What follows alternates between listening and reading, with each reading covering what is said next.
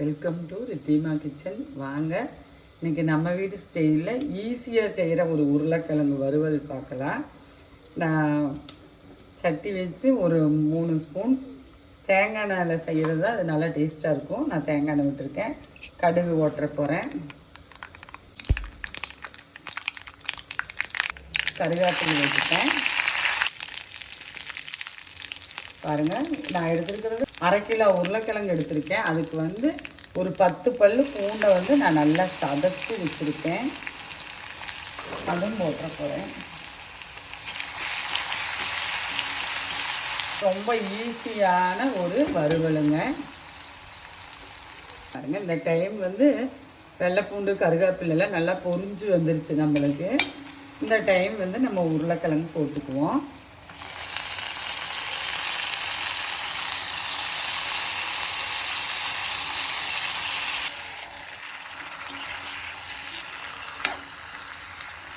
போட்டு நல்லா பெரட்டி விட்டுட்டு இந்த டைமே நான் இந்த பொரியலுக்கு தேவையான அளவு மஞ்சள் பொடி,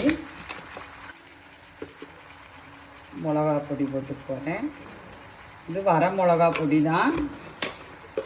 இதுக்கு நம்ம தண்ணி ஊற்றுறது கிடையாது. கல் உப்பு போடல, நான் சால்ட்டு தான். இதுக்கு ருசிக்கு தக்கன அளவுக்கு சால்ட்டு நான் போட்டுக்கிறேன். போட்டு நல்லா கிளறி விட்டுட்டு, ரொம்ப ஈஸியான வேலைங்க. ஒரு 15 நிமிஷத்துலையெல்லாம் நம்மளுக்கு இந்த வறுவல் ரெடி ஆயிரும்.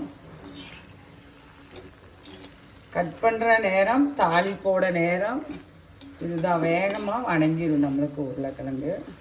மூடி நல்லா கிண்டி விட்டு போட்டு மூடி போட்டுட்டு இடையில ஒரு 2 வாட்டி நான் எடுத்து திருப்பி விட்டுட்டோம்னா இந்த வறுவல் ஈஸியாக ரெடி ஆயிடுங்க. இந்த எல்லாருக்கும் வீட்லேயும் செய்கிற ரெசிபி தான். நம்ம வீட்டில் செய்கிறது செஞ்சு பாருங்கள்.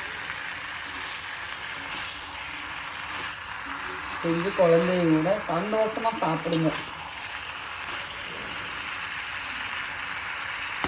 வச்சுட்டு போகிறேன். மூடி வச்சுட்டு இடையில நான் கிண்டி விட்டுற போகிறேன். உருளைக்கிழங்கு நல்லா வணங்கி வந்திருக்குங்க. எனக்கு இது போதுமான அளவு. நீங்கள் வேணால் இன்னும் 2 ஸ்பூன் எண்ணெய் விட்டு நல்லா ரோஸ்ட்டு போல் இது ஆக்கி எடுத்துக்கலாம். எனக்கு இது போதும். அதனால நான் அடுப்பை ஆஃப் பண்ணிடுறேன்.